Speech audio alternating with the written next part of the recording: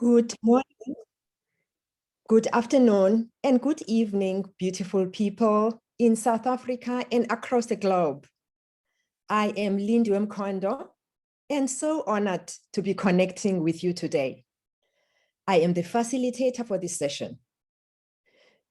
This is day 5 of the Mentorship with Purpose masterclasses. I trust that you have thoroughly enjoyed the last 4 days. Let us take a deep breath and connect to the theme for today. Feel yourself collaborating for a better world. Who are you becoming when you are collaborating for a better world? Just feel that energy. And now I would like to introduce our theme for this session: growing and thriving in uncertain times. What is your understanding of this theme? So as I get you to warm up before we invite our speaker to join us, I invite you to visualize a time when you were truly embodied in a state of growing and thriving. What stage of your life was this? What was that like to feel like you are growing and thriving? Just capture what were your thoughts, maybe even your beliefs about yourself when you are thriving and growing. The beliefs about others around you, and beliefs about the situation that you could have been dealing with at that point. Please also just immerse yourself in the emotions you feel when you are in a state of growing and thriving. What are those emotions that you feel? What does that feel like in your body when you are thriving? What is the aura and the energy that you carry, even when the times are hard, when there's uncertainty, and when adversity prevails? Maybe we tend to forget and lose touch with that energy that I've just asked you to connect to right now. We trust that this session will awaken who you truly are, to your essence. We hope that it will inspire you to tap into your true power to grow and thrive, even in the midst of uncertainty. I'd like to take this moment now to welcome our first key speaker for the day, Maggi Sanni-Alphonsi, Director of the Vitality Champions Program. What an honor to have you with us, Maggi. Over to you. Hi, Lindy. Thank you so much. What a fantastic introduction as well, and a really good start to warm up the crowd. So what I'm going to do, I'm going to quickly share with you all my screen. So bear with me 1 second.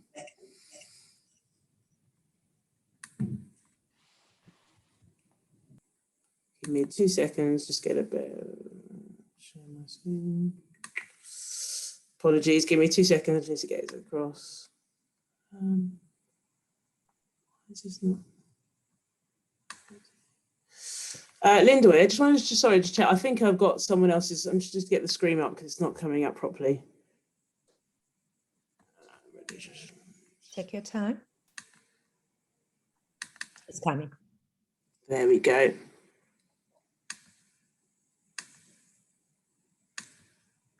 There we go. You can, Linda, can you see that? You please go to open the document. Is it? Can you see the screen? Can you see this? I can see the screen. Yes. Brilliant. Excellent. I will start now. So hopefully that you can all see that. So as Linda has already said, my name is Maggi Alphonsi. Sorry, Maggie. Yeah. Can you? We're not seeing your deck yet. You can't see my deck? Yes. Can you just double click on the document, on the PowerPoint? So you can't see anything. Okay. I'm going to stop sharing and start again because that should have come up. Okay.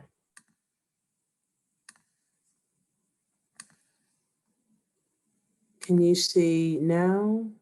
Beautiful. There we go. The whole screen, yeah? Brilliant. Excellent. Yes. So, right. Hello, everyone. As said, my name is Maggi Alphonsi, and many of you won't know who I am, which is absolutely fine. So let me just give you a quick introduction or brief introduction of who I am. So I'm a former athlete, and the sport that I used to play is rugby union. I represented England 73 times over an 11-year period. And now you're probably wondering, why on earth have I been asked to come and speak to you all? Well, I've been asked to provide a motivational talk.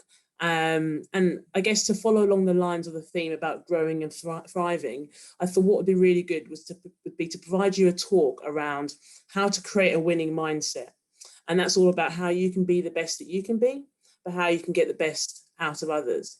And also in my talk, what I want to try and do is share with you my leadership journey. So where I started off and where I am today and the challenge that I had to overcome. And throughout my talk, I will share with you some key messaging, but also at the end, share with you some top tips that I hope will resonate with you, but also you can take back to your everyday life and use. I mean, there might be some which might not be relevant, but there might be one that really does tick a box for you and will help you after my talk today. So let me start off with my talk. And whenever I do my talks, I always like to ask a question to the audience. So the question I'm going to ask you is this one. What drives you to be successful? I'll repeat it again. What drives you to be successful? I'm not going to ask you to answer that question because there's quite a lot of you on this webinar, but I want you to think about it. And I'm going to ask you the question one more time, but I'm going to rephrase it a little bit. So why do you do what you do? So these are questions that I have been asked later on in my career, and they're questions that I've always reflected on. And I'll touch on this again, like I said, later on in my talk. But I just want you to think about it whilst I tell you my story. Think about what it is that drives you, why you do what you do. Right, so let me start off telling you about my leadership journey. So my leadership journey, my story, I guess, starts like most people's journeys do when you're born. And when I was born with a physical disability called clubfoot. Some of you might know what clubfoot is. It's basically where one or both your feet are completely turned in. So for me, my right foot was turned all the way in. And when I was born, the doctor said to my mum, look, she has to have an operation to straighten her foot. And for anyone who is a parent will know it's quite scary thinking that your child might have to undergo an operation that could cost them their lives. But my mum said, no, let's do it. Let's have this operation. Let's straighten her foot. So I had this operation and it was a success. It was okay. But the challenge was that I had to go into hospital on a regular basis whilst I was young, trying to make sure my foot was always being monitored and straightened. It was a really challenging time because, as we all know, young people, young kids in particular, want to be active and want to be independent. And it really did restrict my independence. So growing up, it was quite a challenge.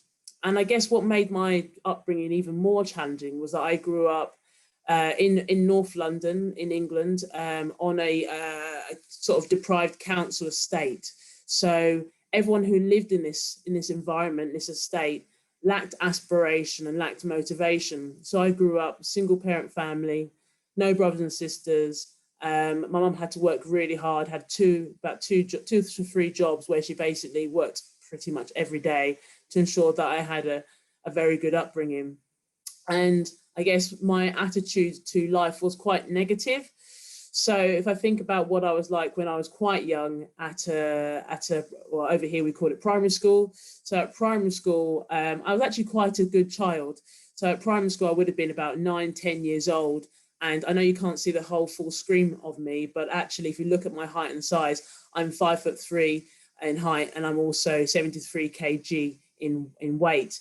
But when I was that same size at 9, 10 years old. So at primary school, people wanted to be my friend. I played a lot of sport. I was a very popular child. But then as I progressed and went to secondary school over here, I used to get into a lot of trouble. I used to get into a lot of fights, and to the extent I basically didn't really connect or engage with the school content. So I didn't necessarily really enjoy school. I would spend most of the time not in my lessons, but actually wandering the halls and trying to find other things to do. And I almost got, unfortunately, expelled from school. So I almost got kicked out of my school. But there was one day in my life when I went into school that really changed everything for me. And this day I went into my school and I was wandering the halls, not being in my lesson. And I bumped into my physical education teacher. And my PE teacher, this lady, her name was called Lisa Burgess. And I found it so fascinating. I bumped into her and she had some black eyes and bruises. And I was really intrigued by this. So I thought, let me ask her why she got some black eye and bruises. And then she told me she played a sport called rugby union. And at this time, I was only 13 years old. And in North London, and England at the time, rugby wasn't very popular. It was very much football. And so I didn't understand why would she play the sport that gives her bruises and black eyes? But she said to me, Maggie, I've seen recently at school that you've been acting really poorly, very badly. You've not been engaging with the school content and you're almost close to being kicked out of school. I think you should try this sport, rugby union. Just give it a go. Just try it out. It might actually make you a very good person. And I listened to her. I said, okay, miss, what should I do? And she said, go to your local rugby club and just try the sport out. Just give the sport a go. So my local rugby club was a club called Saracens. Some of you might have heard of it. And I went to my local club. I got on my local bus and took a ride there, which was about an hour away. And I turned up to the fields. I picked up a rugby ball and I went to the training session with it was the under 16 women's or girls side, and I made my first big run and my first big tackle, and I absolutely loved it. I fell in love with the sport. And I guess this is where I want to sort of stop and sort of share with you my first leadership point that really helped me in my journey, which I think would help you in yours. So this teacher, Lisa Burgess, I think the focus that I want to bring to this point is that she focused on my strengths. And I think it's really important when we talk about, growing and thriving. Sometimes we have a tendency of thinking about our negatives. When we work with other people, we think about their negatives and the things that they need to improve on. And actually, one thing we should really focus on and always be the focal of our attention is our strengths. And that's what she did for me. So she focused on my strengths and made me really think about leading with my strengths. So that's my first leadership point I want to share with you. Focus on your strengths and lead with your strengths. And don't think about people's weaknesses and areas to improve on, but actually, what are they good at? How do we make their strengths even stronger? So Thanks, when she highlighted Maggie. that in me, yes. Yes, thanks, Maggie. Apparently, our audience cannot see as you move your slides. I can see I'm not moving the slides yet. Not yet. No. Okay. So I'm just talking. Okay. Are you still with winning mindset? Yes. Okay, perfect. But you would have seen the last slide, which was a question. Okay. Did you? Yeah. So I'm not moving the slides yet. So I'm just talking over them at the moment. Thank you. That's okay. So after being told by this teacher to want to progress and become a rugby player, I then thought to myself, right, I'm going to progress on and actually take this sport forward and see where it takes me. So I kept training, I kept practicing, and I then eventually got selected and called up to represent Great Britain in touch rugby. So some of you might know what touch rugby is. Touch rugby is basically rugby without the contact, and I got selected to represent Great Britain. And they all asked me to come out to Australia on this big tour. And at this time, I was only about 13 years old. And it was nice to get this offer to go on tour. But the offer basically said you have to pay £2,000 in English money to go on this tour. And at this time, I didn't have the money, couldn't afford it. And I really didn't want to ask my single parent mum to pay for me to go on this tour to Australia.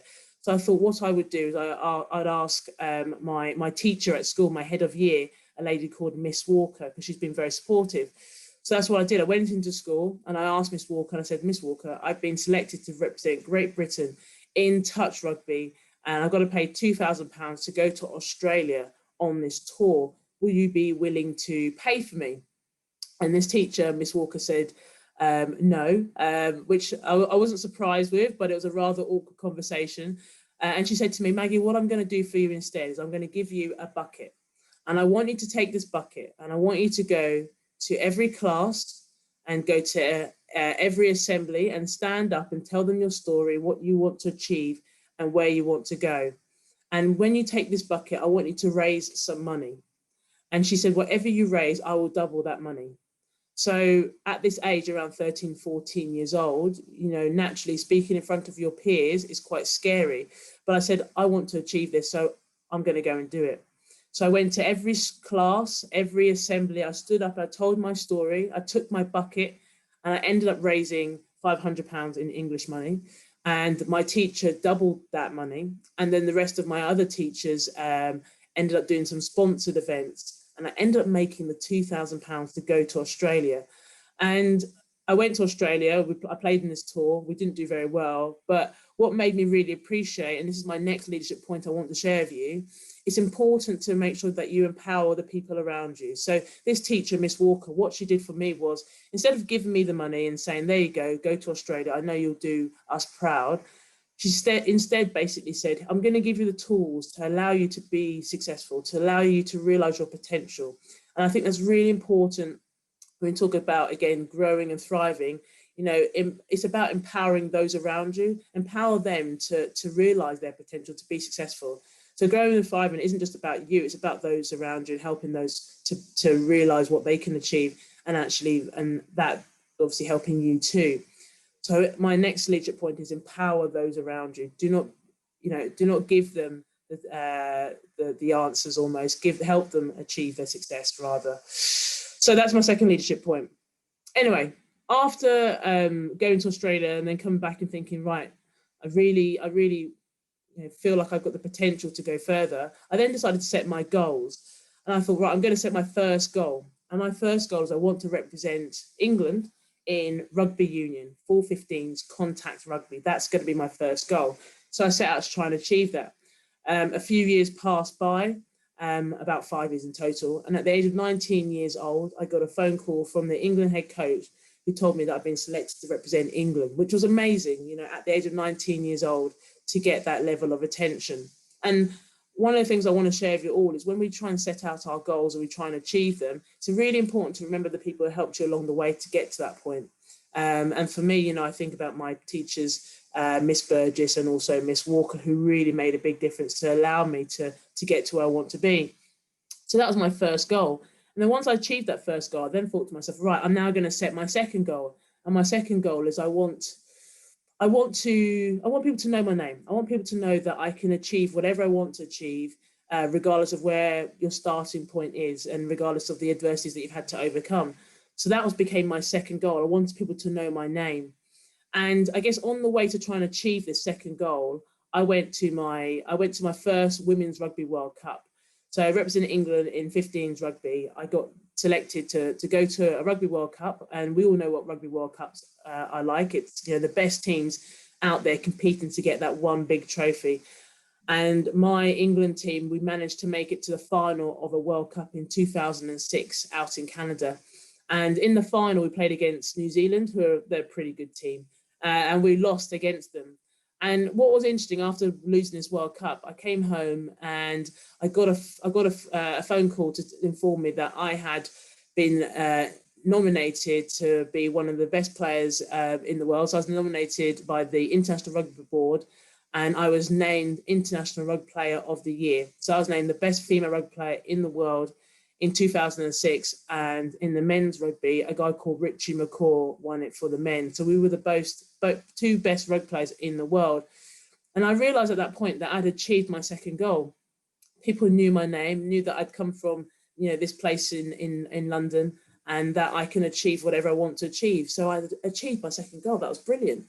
I then thought to myself, after, you know, setting the second goal and achieving it, I'm now going to set my third goal. And my third goal is I want I want people to realise that my England team can win a Rugby World Cup. So my third goal became, I want to win a Rugby World Cup. That's my third goal. So basically set out to try and achieve this goal with my England team. We went to, and as a result, we went to another Rugby World Cup in 2010 in England. And my England team, we got to the final of this Rugby World Cup against New Zealand again. And the score, 2 minutes to go, was 10-all. And then one of my England players fell off her feet, gave away a penalty. And then that New Zealand player got to kick the ball at the post, and the final score was 10-13. And after that World Cup, I then thought to myself, oh, you know, lost 2 World Cups. I've set this goal, not achieved it. Maybe I should retire. Maybe I should do something completely different. But what happened after this World Cup was I got quite a few accolades, and I wanted to share with you these accolades that I got.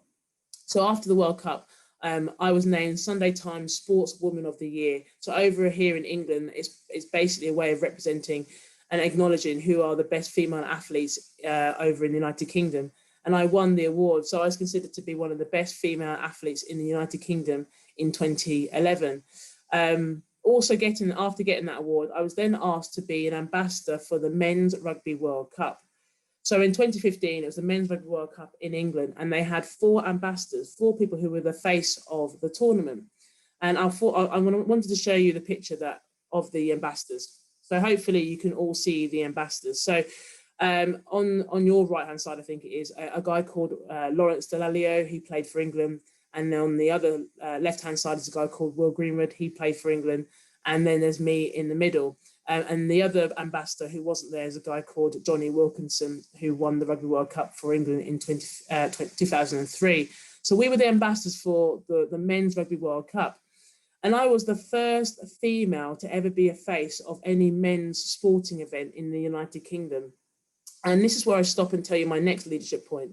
So my next leadership point, and I always say to lots of people, it's about being a visible leader. So with me being the ambassador for the Men's World Cup in 2015, unfortunately, I got a lot of negativity. People were like, what does a woman know about rugby union?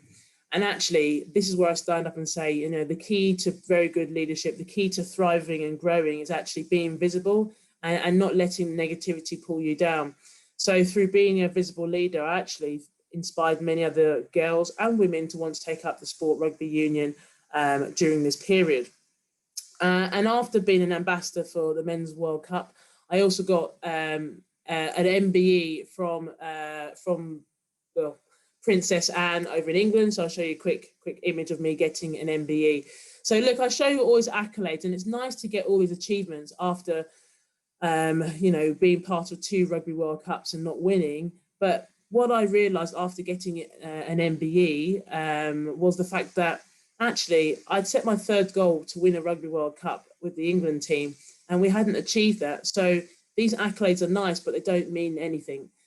So then I realised I need to go back to competing and trying to work hard with the England team to try and win a World Cup. So that's what I did. I went back to my training and I worked really hard. And our team, you know, we had some ups and downs, but in 2014, we went to another Rugby World Cup, and this Rugby World Cup was out in France. And this time the result was a little bit different. So let me just show you a quick slide. So this is my England team, us winning the Rugby World Cup in 2014. Thankfully, we won it. And, you know, people generally ask me a couple of questions when they see this picture. And the first question they always ask me is, you know, what's it like to win a Rugby World Cup?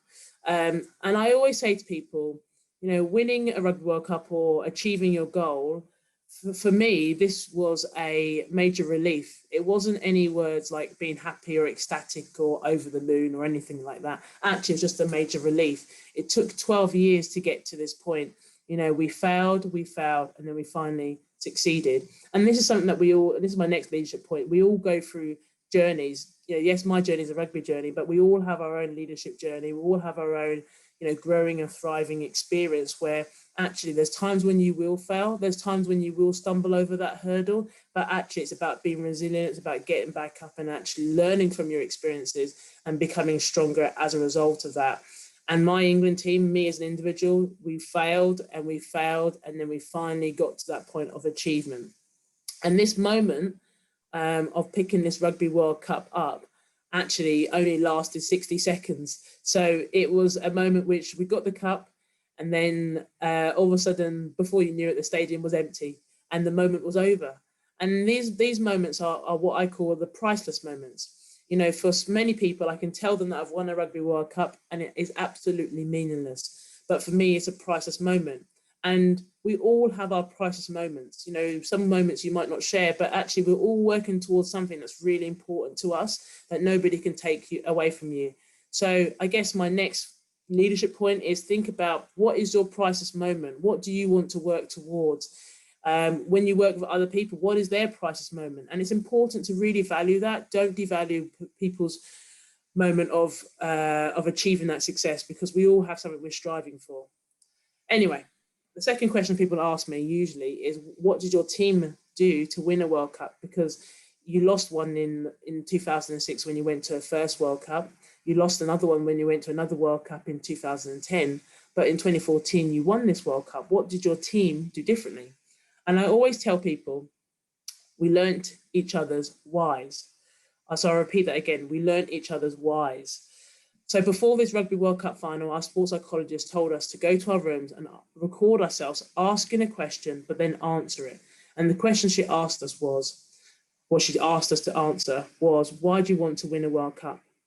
Why do you want to do what you do? Why do you want to play for England? Basically, what is your why? And it was really interesting. I've never asked myself that question. I've never answered it.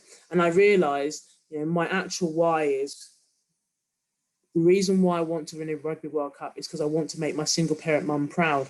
That's what my why was. Initially, I thought my why was all about, you know, wanting to be famous and make lots of money and be really rich.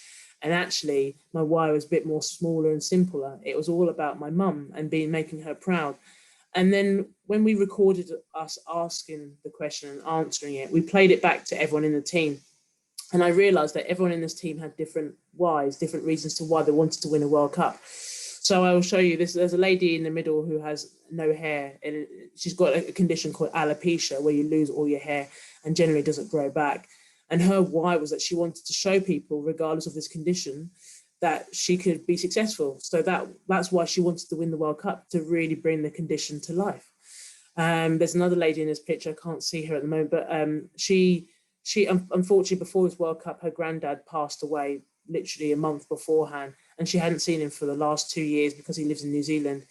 And she wanted to make him proud and show him that she left New Zealand to try and achieve something different and make him proud. And that's why she wanted to win that World Cup. So it was quite special when we learnt each other's whys. And this is where I come back to the question that I asked you at the start of my talk was, you know, what drives you to be successful? Why do you do what you do? It's important to understand what your why is, because when things become difficult, you have to revert back to it to keep giving you the strength to keep going forward. And now my why has changed. So I still want to make my single parent mum proud, but now I've got a 9-month-old son who I really want to make sure I give him the best chance in life, and also ensure that the world is a better place for him. So that's what my why is at the moment. So understand what your why is. Okay, after winning this Rugby World Cup, I then decided to retire. And when I retired, I really wasn't quite sure what to do, because obviously my life was all about rugby. But what happened was quite fascinating. After I retired from playing rugby, I then got a phone call from a guy called Gareth Malone in this country. He's very famous for basically putting choirs together and getting them to sing on TV. Anyway, he called me and he said, Maggie, I've seen you retired from playing rugby. Would you like to be part of my all-star celebrity choir? And I said to Gareth, look, it's nice that you've called me, but I'll be honest with you, I can't sing. But he said, Maggie, do you know what? It's about stepping out of your comfort zone. It's about challenging yourself and seeing where it can take you, because you might join this choir and who knows where it can take you. So I said to this guy, Gareth, I said, yes, all right, then I'll join your choir. So I just want to show you a picture of my choir. So this is my choir. If in England, all of these people are well-known celebrities, and I got the opportunity to join this choir. And we spent 6 weeks learning a song called Wake Me Up by Avicii. Some of you might know that song. And anyway, what was amazing was we spent 6 weeks learning the song, and believe it or not, it went to #1 in the charts, in the music charts over here in the United Kingdom. And I basically have got a #1 hit single, which I never thought would ever be possible, even though I did mime some of the way because I'm not very good at singing. But it was a great experience. And I guess the reason why I show you this image and I talk about, this experience was because life is all about stepping out of your comfort zone. It's about doing things that are slightly uncomfortable. And one of the quotes that always sits with me is about being comfortable with being uncomfortable. Because when you become comfortable with being uncomfortable, it's amazing what you're able to push yourself to do. And, I really didn't want to join this choir. I really cannot sing, but I joined the choir. I met new people. I challenged myself. And now I've got a #1 hit single that no one can take away from me. So I will repeat this quite a few times over my talk, but don't be afraid of being comfortable with being uncomfortable. It really does push you to a point where you learn so much more about yourself. Anyway, after doing this choir, I then thought to myself, I am going to try and step out of my comfort zone a bit more, see what else I can do with my life and try and challenge myself. So then I thought, what I'm going to do now is I'm going to try and get myself to the Olympic Games. Just randomly, I thought, let me just try and do this. So in 2006, it was the Olympic Games in Rio. And I said to myself, I'm going to try and get there, but not as a rugby player, but as a shot put thrower. So I'll just show you a quick picture. I used to be a shot put thrower before I came into rugby union. So athletics was my sport. And I spent 2 years working really hard to try and get myself to the Rio Olympics. And unfortunately, I didn't make it. So I always tell people I didn't fail, I just reassessed my goals. And through just really trying to get to Olympics and put myself out there, actually other doors opened up. So I announced that I was not going to make it to Olympics and I'm going to retire from trying to get to the Rio Olympic Games. And through announcing this and through telling people that, unfortunately, I'm not going to go there, I then got contacted by ITV. So ITV are a TV channel over here in the United Kingdom. And they said to me, Maggie, I can see that your shot put isn't going very well. Would you want to be a rugby pundit for the Men's Rugby World Cup? So 2015 was the year, and it was the Rugby World Cup in England. And ITV, this TV channel, had asked me to be part of their sports broadcasting team, to be one of the people speaking on TV in front of millions of people about rugby union. And at the time when they asked me this, I said, no, I can't do this. I'm a bit nervous. I've not played men's rugby before. I can't do this. And then I stopped and I realized about my journey that I've been on, the experiences that I've had. And I realized, it's about stepping out of your comfort zone. It's about challenging yourself. And also I had won a Rugby World Cup. And when I'm commentating or being a pundit, I'm not talking about a gender, I'm talking about a sport that I love. So then I turned to the director of ITV and I said to him, yes, I'll do it. I will be a pundit for the Men's Rugby World Cup. So I just want to show you a quick picture of my the team that I worked with in the Men's Rugby World Cup. So here's a quick image. I'm just I put an arrow to show you who I am there, because sometimes it's hard to find me in this lineup of interesting characters. But over here in the United Kingdom, all of these individuals are quite well known. And I became the first female to be a pundit for any men's sporting event over in the United Kingdom. So again, I mentioned to you about that leadership point about being a visible leader. Well, I had to be a visible leader. I was on TV talking to millions of people about rugby union, the men's version, and I absolutely loved it. And, got a lot of negativity, but I absolutely loved it. And that was 2015. And now that's what my career has turned into. I now work for Vitality, so over here in the United Kingdom, but I also work as a broadcaster, talking on men's and women's rugby. And starting tomorrow, I will be working on the Lions rugby coverage over here in the United Kingdom.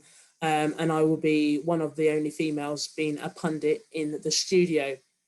And that's what I love. It's about growing and thriving. It's about experiencing those challenges, and it's about stepping out of your comfort zone.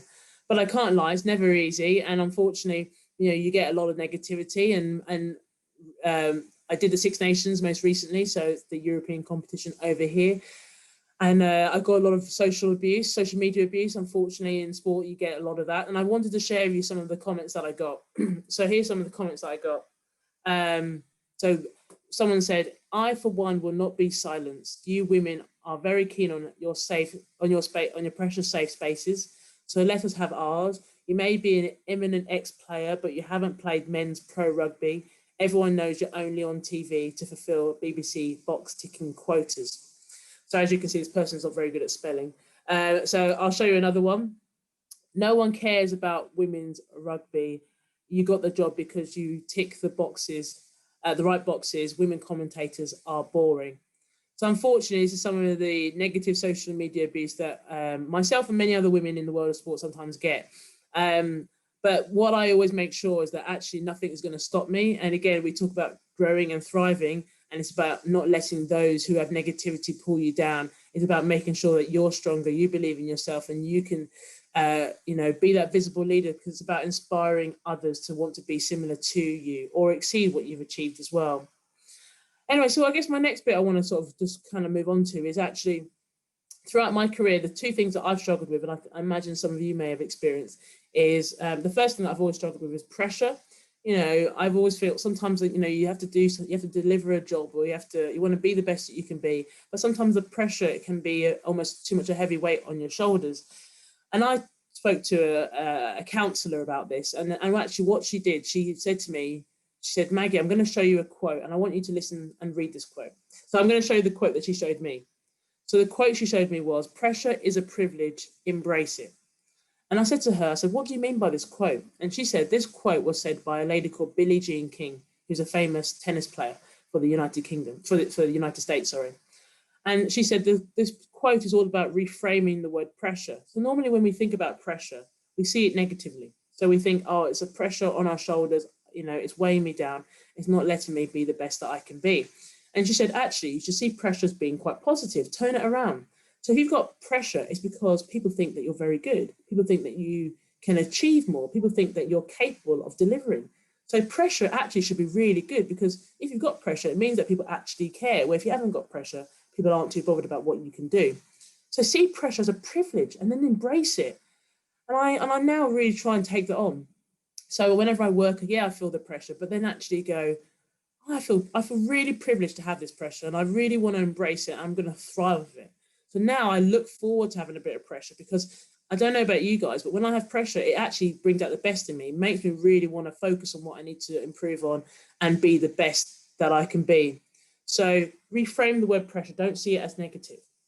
So the next thing that I experienced in my career, and I still experience now in my journey, is being an imposter. So the imposter syndrome. I'll just show you this. So there's always times when you think that you have to go and do a task or deliver something, and you think, am I good enough? Am I an imposter? Am I fake? Am I a fraud? And sometimes it's just because we have our self-doubt, don't we? We sometimes question ourselves. And one of the things that I've always learned to try and do to help me overcome this feeling of being an imposter is actually write down my strengths. Remind yourself what you're good at. I said at the start about leading with your strengths. That's the same thing. So write your strengths down. One of the good quotes that I was always told was think in ink. So write things down. The more you write things down, the more you sort of see it as a level of intention. It drives you. It gives you purpose. So I write all my strengths down. And when I feel a little bit, negative and down on myself, or worrying about, what I can do, I read those strengths, and it actually reminds me of how good I am, and it makes me feel stronger. And I actually lift myself, and my body shape, my body language is so much more positive. So lead with your strengths, write your strengths down. So they're the two things that I've experienced in my career. And now people always ask me, they say to me, Maggie, what is your next goal? What do you want to go and achieve? Because we all have goals, and every one of us should always have goals to work towards. So my next goal is, and I'll just show you a quick image. So I'm a council member for the Rugby Football Union. So over here in England, we have a governing body who runs Rugby Union. And I am on that council that is part of the way the game is shaped. And on this council, there's 62 people, and 7 of which are women. And I am one of the only women. I'm the youngest woman on that council, and I'm the only person of colour on that council. So my aspirations is that I hopefully one day want to be president of the rugby union that runs the whole of the game in England.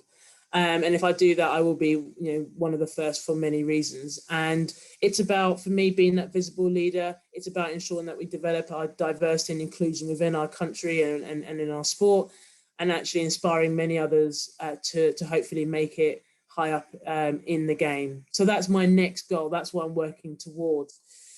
So now I guess what I want to do, just to sort of bring my talk to a bit of a conclusion, is to share with you my top tips. And these are my top tips about how to create that winning mindset, how to be a leader, and how to inspire those around you. So my first top tip is actually clarity. And by this, I basically come back to, you know, when I mentioned about knowing your why. That's what my clarity and the clarity I want to share with you is all about. So understand what your why is. You know, so for some people, you might not know what your why is. You might not know why you do what you do, but take time to reflect, you know, think about it. Once you understand what your why is, almost that becomes a cement in your mind, because every day when you work, every day when you have struggles, you remember why you do what you do. And that really does keep you going when things become difficult. So understand and know what your why is. And if you ever get a chance, a guy called Simon Sinek, he's written a book about the why. And it's a really good book. And you might have heard many different motivational speakers talk about the why. It really is quite a powerful concept. My next top tip. Okay, this is not the most impressive slide, but I will work through it. So my life used to be like this. I used to live my life basically with in a small comfort zone, and all that was around me was a big panic. I never wanted to step out of that comfort zone. I always very much felt safe, and all I saw was panic. Now I live my life very much differently. I live my life like this. So I basically have one big comfort zone and stretch all around it. So now I live my life 1 foot in comfort, 1 foot in stretch, and every day, every week, every month, I drag comfort more and more to the point now where I do not see panic. I live my life in stretch. I challenge myself. I make myself feel uncomfortable. And there are times when I have to come back to my comfort zone. But because my comfort zone is so big now, the things that I used to worry about, I don't. Because actually now my comfort zone is so big that I look forward to those things that I used to worry me. So an example, before when I was slightly younger growing up, I used to have a bit of a stammer. So I used to struggle with the way I spoke. I would speak really quickly. I would stumble over my words. I just wasn't very clear with speaking.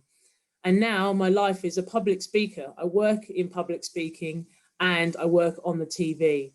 So it wasn't until I started to really step out of my comfort zone and challenge myself, was it until I started to develop the ability to be confident in my ability to speak and use my voice. So that's one thing I want to encourage to you all, is to live in stretch, you know, 1 foot in comfort, 1 foot in stretch, drag comfort more and more. There's time to come back to comfort, but it's okay because your comfort zone has grown. My next point, develop a growth mindset. So some of you might have heard of this, a lady called Carol Dweck. She's based in the United Kingdom. She's a psychologist. She talks about as humans, we have two mindsets. We have a growth mindset and a fixed mindset. And it's how we view our intelligence and our ability. So people who have a fixed mindset see that their intelligence and ability is being pretty fixed. It is what it is. It's not going to change, it's not going to develop, it's not going to get any better, it's not going to get any worse. But those who have a growth mindset see that their intelligence and their ability is like elastic. It will improve and develop the more I invest in my, my well-being and my skills and my understanding of things. So people who have growth mindsets they really focus on the journey. They focus on trying and practicing and developing. With those with fixed mindset, don't think about the journey. They only want to get the goal. They only want to get that big achievement. And actually, that's not how we should really try and live our lives. The more we think about the journey, the more we think about developing and improving ourselves, the better we become. And actually, the goal takes care of itself. So develop a growth mindset. My next point, failure. So we spend most of our time trying to avoid failure, which I never quite understand. And actually, I've learned to embrace failure. So one of the things that I do when I work with a lot of businesses is about how do we develop a fast failure. So people I work with, we actually encourage people to fail, because through failure, you learn to problem solve. You learn to think about, how do I improve myself? How do I invent? How do I adapt? How do I become reactive? I think failure has really been my best lesson. So I encourage people to embrace failure. Once you step into a position where you start to try and make yourself uncomfortable and you experience failure, it's not a bad thing. You just learn from it. It's all about how do we grow through learning from our challenges and our hurdles.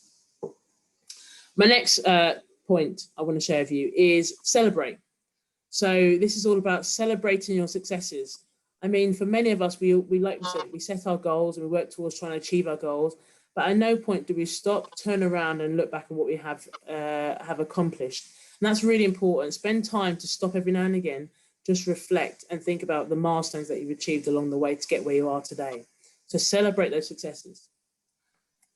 And my last point I'm going to share with you in terms of top tips, this is about create your team you. So by that, I mean, so I've got my team Maggi, and in my team Maggi, there are people that help me be successful. So in my team Maggi, I might have a mentor. I might have somebody who I consider to be my counselor. You know, these are people who I'm openly not afraid to be vulnerable with, but I share my goals with them. And these are people who I will lean on to every now and again because they help give me confidence and they also keep me grounded. And these are also people who will check and challenge me. So it's nothing wrong with that. But, you know, it's important to have almost what we call a boardroom of success. People on that boardroom who will help you be successful. And actually they'll keep you grounded and they will challenge you, but they'll do it in a safe and supportive way. So develop your team you. Who's going to be in your team you? So to end my talk, I'm going to end with a quote. So this is the quote I'm going to share with you. The quote is, be the change you want to see in the world. So this is the quote that I live by now. You know, I realize I've got, you know, we've all got values, we've got beliefs, we've got things that we want to achieve, but actually, you know, I want to stay true to myself and actually I want to be the change that I do want to see in the world, and diversity, inclusion is something that I'm very passionate about, but also I want to be a leader. I want to be somebody that others want to follow. And that's what I do in my work with Vitality and encouraging people to really think about their health and well-being, but also in my work as a broadcaster, I want to hopefully inspire many people to want to follow the sport, but also inspire ideally women and girls to want to take up the sport as well. And so that brings my talk to an end, and hopefully my words resonate with you, and hopefully that you've taken away a few of my top tips that will enable you to be the best that you can be. So thank you for listening. Oh, wow. So amazing, Maggie. Your story has indeed touched us. You have reminded us of the power of the story. Thank you for allowing us to immerse ourselves into your story, not only to know you, but to make it a felt experience.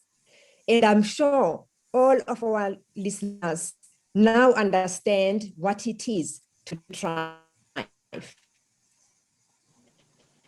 Now, of course, your story resonates with people. Let me just read what's coming up. Great talk about achieving your why. Love that analogy, Maggie. Thank you. On a lighter note, one person wants to know, does Craig sing better than he dances? Wonderful, Maggie. Hoping to see you as a president very soon. Fantastic. Thank you so much. Wow, so inspirational, insightful, and practical. Thank you. Yes, if I were to proceed, Maggie, I think it's also important for us to understand and to really identify when we are not thriving. So can you give us any of the signals that we should be aware of so that we can be able to be proactive? I think it's interesting, like, to understand when you're not thriving, it's a hard one, isn't it? I think we all know deep down inside when we've reached a point where we plateau. So we feel like we're not moving forward. And if anything, we've become almost too comfortable. You know, I talked about that comfort zone where we've almost decided to reside in it and not progress any further. And I think when you know when you've sort of become almost settled and not pushing yourself. And I think the way you should start to get yourself out of that is almost make yourself aware of the circumstance or the environment that you're in. So my tips would be, if I know that I've reached plateau, I'd almost reflect on my current situation, reflect on where I'm currently at, and then think about how can I set small goals, small wins to get me out of this. So instead of saying, right, you know, I'm not happy with my current situation, I want to achieve X, Y, or Z. Instead of doing that, what I would say is, all right, I'm not happy with my current situation. Okay, what am I going to do tomorrow that will allow me to feel like I'm progressing? So it might just be one thing, and that might be, right, that one thing I'm going to do is, okay, I'm going to write this email and send it to this person who's going to make the difference. So think about set your small goals to get yourself out of this current plateau scenario. And when you start to pull yourself out slowly, it's like, I know it's a simple analogy, but it's like you're in quicksand. You feel like you're not progressing anywhere. You've seen the rope, but actually, instead of just looking at the rope, you need to grab the rope and you need to pull your hand one at a time to get yourself out of it. And it takes time to get out of it. But once you start building momentum, it's amazing how you find yourself, you find yourself moving forward. And when you build momentum, move forward, all of a sudden, you feel that you're thriving. You just need to feel that momentum. So I don't know if that's really answered your question, Linda, but it's basically what I'm trying to say is, when you're in a sticking point and you're not progressing, and it's down to you to reflect on how you get yourself out there. But it's important to do it with small steps, not big steps. That's so amazing. Thank you. And I think you're also alluding to the fact that if we become self-observers, being able to really identify what's happening with my thoughts, what am I feeling, what's in my body that makes me to identify that I'm actually in survival mode rather than in my best state and my sage state. Absolutely. Do you agree with that? Yeah, I think I've managed to work with quite a few good CEOs, and one of the things they talk about is, some of those best leaders have good self-awareness, and it's really important, having good emotional intelligence as well, recognizing your awareness, but others' awareness, and how to work with different people in different ways. So it's an important skill to have to know where you're currently at. Every day you're always almost monitoring yourself. Where am I at? And actually, what do I need to do to keep moving forward? Beautiful. And you've alluded to the self-judgments, this fear, which is the emotions, the self-judgment, this imposter syndrome that I think a lot of us can also acknowledge. But also, I think we should be able to identify that when we feel that tension in our bodies, when we feel that our breath is not flowing, then we know that we're out of sync. We are not in our flow. I fully agree with you. It's our emotions sometimes take us away. They do. Yes. Our emotions are incredibly strong, but it's about, how do you control that? How do you feel yourself getting a little bit anxious and nervous? How do you bring yourself back to a point where you're in control? And I think it's important to, it takes time, but learn how to control your emotions and not let them dictate you. You shared a lot of powerful tips around how to become this best version of who you want to be in order to thrive. So is it also possible for you then to also say, what can we change about the situation? So what are the key things we need to be doing? Here's a situation that's presenting itself, and now I'm aware that I'm out of flow. What are some of the things we can do to change the situation? So Linda, that was a big question. I don't know if I can really answer it, but I think that's down to everyone's own personal circumstances. And I think what people can always do is actually, the best way to help recognizing what your first step of change is to, again, write things down. Where are you currently at? What are the challenge? What's the challenges? What's the things that are either maybe making things a little bit difficult? And then through doing that, you start to break down your way out almost. Yeah, it's very hard to answer that question, Linda. It's a very big question you've asked me there. I think everyone's quite different, but I think it's about reflecting where you're currently at and then thinking about your progression and steps to get out. But I'm pulling out from what you've already said, that pause and notice. You've also alluded to the fact that you need to reframe the situation, because usually it is really how we perceive that situation that makes us to come out either thriving from it or being in survival and being sabotaged and triggered. I also take it that through your story, we're also supposed to learn the art of empathy. Very often we're so hard on ourselves. It seems as if empathy was something that you've also lived and really practiced to be kind to yourself, but also the empathy and compassion towards other people. I see how You've learned the art of being able to explore and being curious instead of judging the situation and living in your own assumptions. It's also important to actually ask yourself, what's a different way of looking at this situation? Of course, I love your big question, which is the why, because for me, it actually helps when we are stuck in this situation, when trying to change the situation, to ask ourselves that big why, which is, I call navigation, where we find our anchor and we're able to ask our question, a question at the end of my life. If I look at this situation as it is, what would I wish I had done?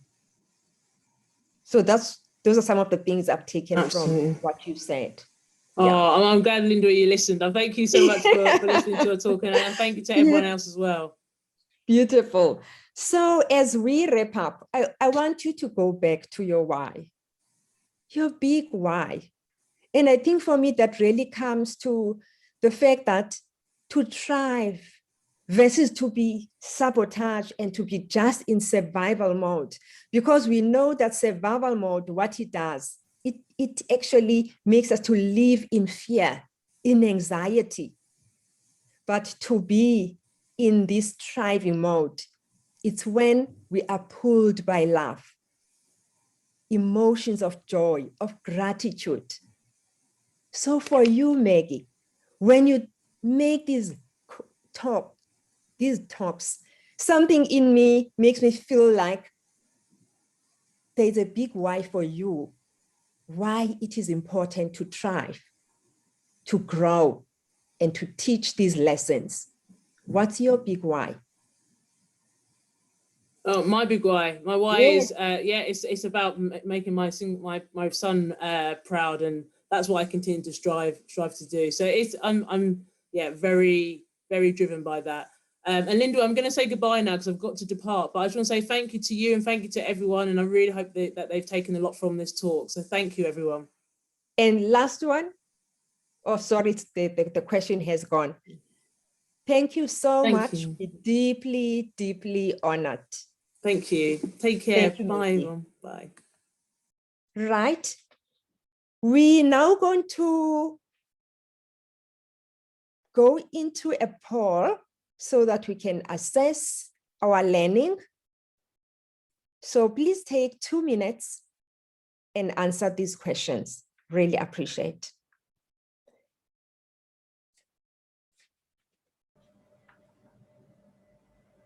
And I'm now going to say goodbye as I hand over to Timothy.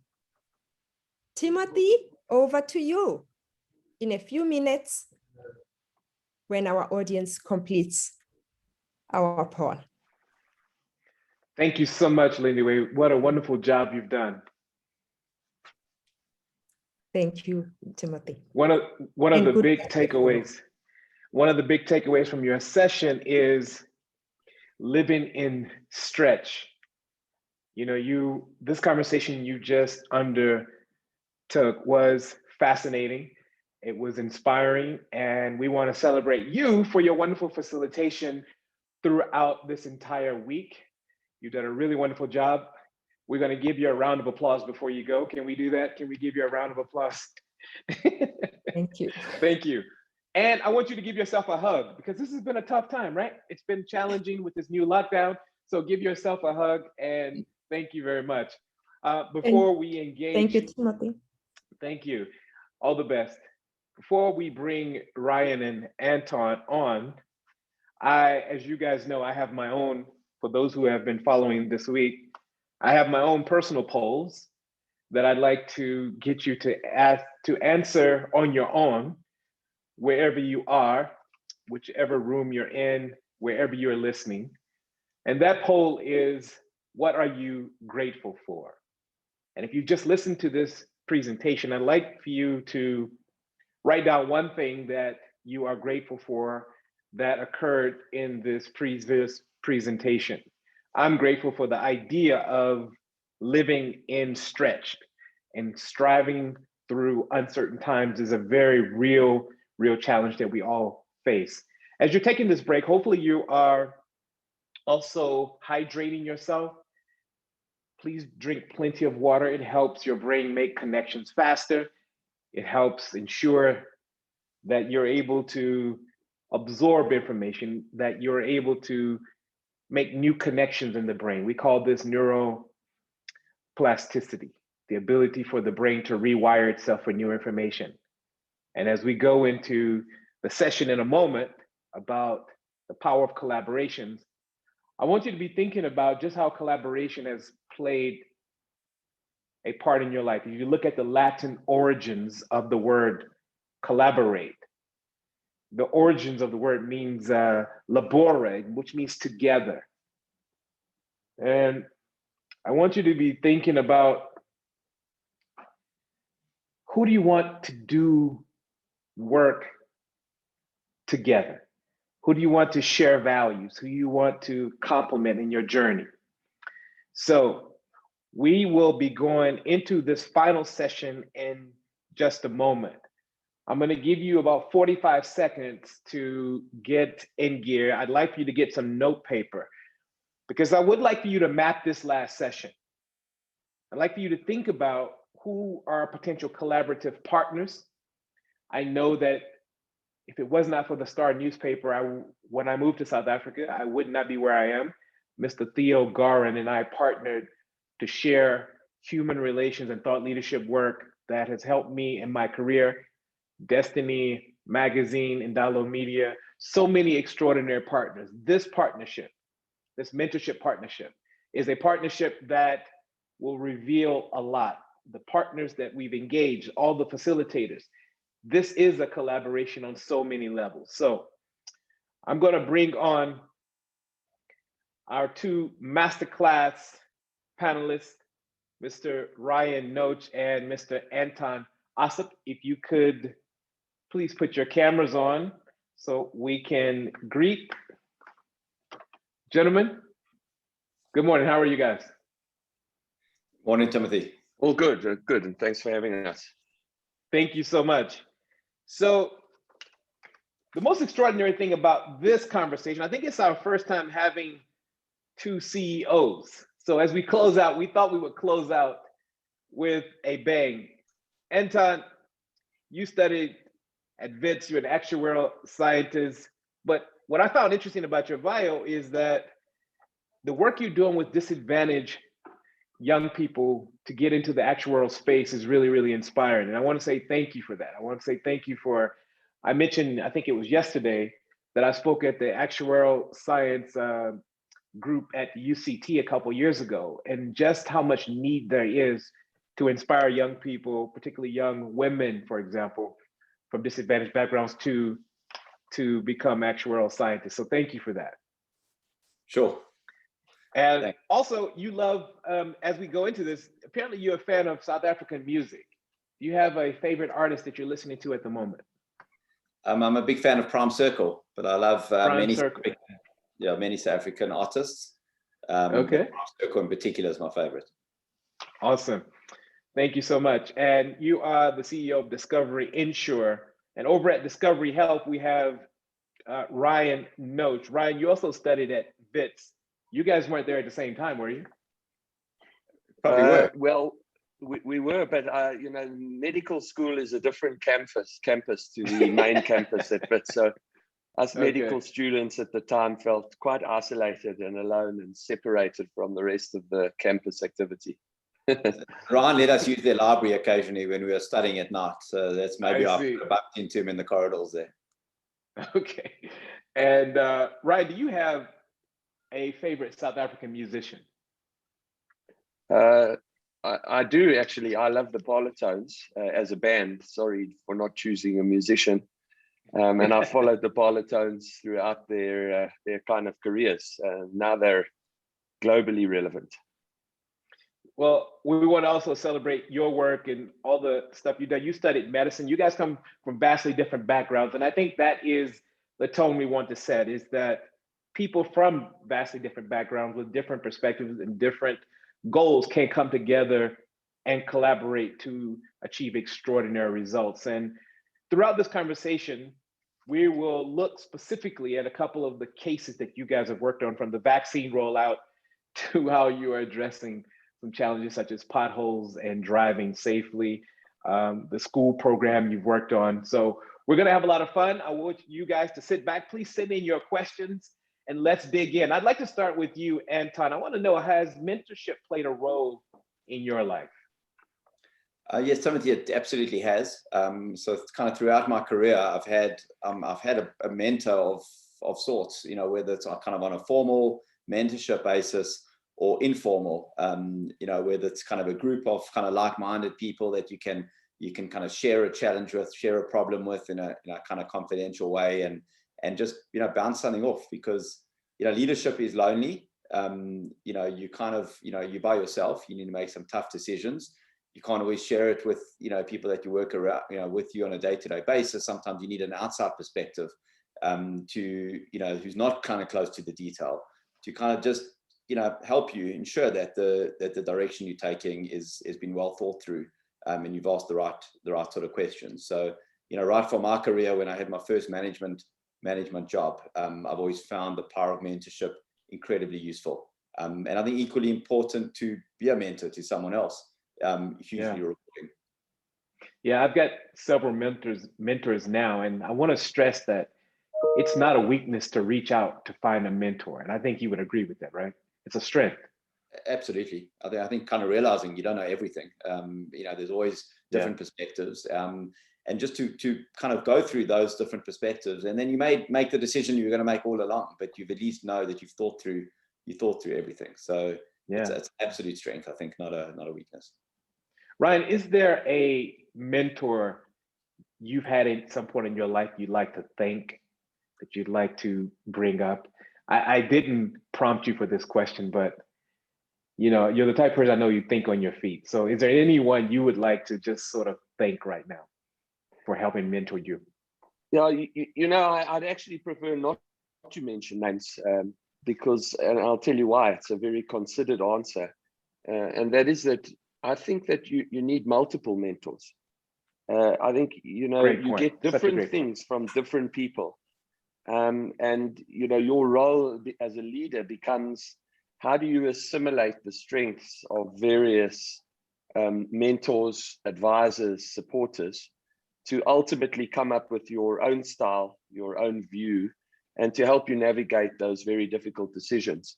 I think what sets a mentor approach apart from almost an external type of coaching assignment to me is the fact that a mentor is by definition somebody who's immersed in your life, immersed in your circumstance, has a similar context and relevance to you.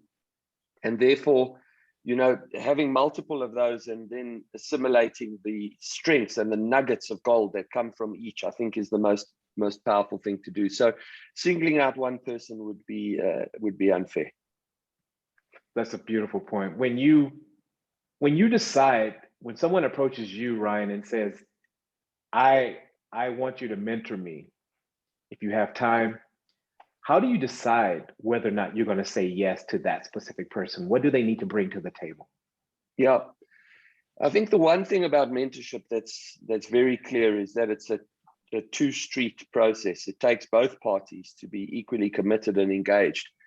And so when somebody approaches you to be their mentor, you need to first introspect and be very clear that you have the correct mindset, the correct time availability, and the correct commitment to do your part in that 50-50 relationship and make sure you can give back. I think as a mentor, being asked to be a mentor, one has to realize the responsibility that you accept, and with that, an obligation to avail headspace and time to do that properly. What I'm saying in different words is I don't think you can do it as a hobby. So the first check, in the process is, am I up for it? Am I ready? I think the second check is you need a counterpart who you believe in. You know, somebody that you believe has potential, where you believe that your involvement will have impact and will help them realize that potential. And in that regard, you know, as I was saying earlier, some contextual similarity some contextual relevance. We work in the same industry, we're in the same company, we're at a similar stage of our careers. For me, those are very important prerequisites to, you know, a successful mentorship. I think complete irrelevance in the contextual relationship between mentor and mentee, in my experience, hasn't necessarily led to successful mentorship. So first, understand that actually you're up for it. Second, understand that you can bring value to that person. They have the potential, and you have an understanding of something in their characteristics that you can bring value to. And then the third part is it somebody you believe in, you like, potentially? Like doesn't need to be interpreted on a social, personal level, but that you can have respect for in a professional context and that you believe you can invest in. Thank you so much. I love the idea that it's a two-way street. I reached out to Roy Sutherland. He's a behavioral science, fairly well known in his TED Talks. He's had close to 10 million views on his TED Talks. And I said to him, I said, I think my perspective down in South Africa would offer some value for the work you're doing in the UK. And he said that was the reason why he decided to offer me mentorship. It was specifically what I could give back and not just what I could get for him. So I want to make sure everybody is getting that point. Very, very powerful. I want to shift to this subject of collaboration. Collaboration is very few things would ever get accomplished. I think back to some of my favorite brands, Apple and Nike, and how they collaborated to offer me some of my best health experiences ever. When did you guys, let's start with you, Anton, when did you guys realize the power of collaboration? I mean, I think I've always had in business collaborations. It's never been, you know, we can do everything ourselves and there's no opportunity for any collaboration between other businesses, other parties, other divisions, even within a company. There's always been an opportunity to kind of do better and do more by working together. I've probably found much more of it within Discovery. You know, when I joined Discovery 10 years ago, I found a kind of an ecosystem that really thrives on collaboration. And I kind of think back to the start of Discovery Insure 10 years ago. You know, when I joined the company, I was, you know, from the outside, I joined the Discovery group, and I found this incredible collaboration from day one, where, you know, I can say it because Ryan's on the call, but, you know, Ryan's and his team's kind of desire to help make Discovery Insure a successful business was evident from day one. There was a phone call. We think we need, you know, we can help you with X, Y, Z. You know, next thing, a team of people came to help us with a particular problem. There was no, you know, this is what we do, this is what you do, this is how we're going to fund it, or anything like that. There was just like, we want to help you, let's make it work. And that I found quite refreshing within Discovery. And I'm not sure that, you know, applies maybe as well as all companies, but certainly I found that at Discovery. And then I think in terms of the way we operate, you know, we have a desire to make people better drivers, to keep them safer, and all the things that we do are in collaboration. You know, so we have incredible partners that have worked with us for the last 10 years, incredible organizations, you know, offering real value to customers, you know, keeping people safer from all respects. I know we're going to talk just now about pothole fixing, you know, to keeping cars roadworthy, you know, to helping kind of reduce crime and keep you safe. And these are collaborations that we've developed that hopefully will go on for decades and decades. And they're really sort of built on that strength of collaboration, as you said. I'm amazed at how disciplines often emerge. I mean, if you look at behavioral science, it came about because a couple of deans from the psychology department at Stanford and the economics department ended up sharing a coffee. And before you know it, behavioral economics became this phenomenal division. You know, Ryan, what is it about your thinking, your team's thinking, that is creating this ecosystem for collaboration? As Anton said, that he felt like it was part and parcel of the culture. What are you thinking? Why is that? And what are you putting out there to make that ecosystem thrive for collaboration? I think it's deeply sewn into the culture and into the way we think about everything. I think it stems from an original sense of complete humility, I would say. where you Okay. recognize that actually the power of the consensus of the final output of multiple views, perspectives, and contributions is always going to be much, much better than, you know, one particular view, one particular approach, and one thought process. I mean, who would say no to putting together the brain power of multiple people, whether in a mentorship context or in a leadership context, you know, and working together to solve a problem? There's no doubt in my mind that ultimately you'll come up with a more elegant solution. You'll think of things that you would never have thought of alone. And I think that's particularly relevant in an external context, by the way. You know, I think sometimes one's at risk of having groupthink, even in a highly collaborative environment, where you're collaborating internally. There's a risk of groupthink, and bringing in an external partner, you know, which is something that Anton has done extremely well. You said earlier you would talk about some of the pothole initiatives or others.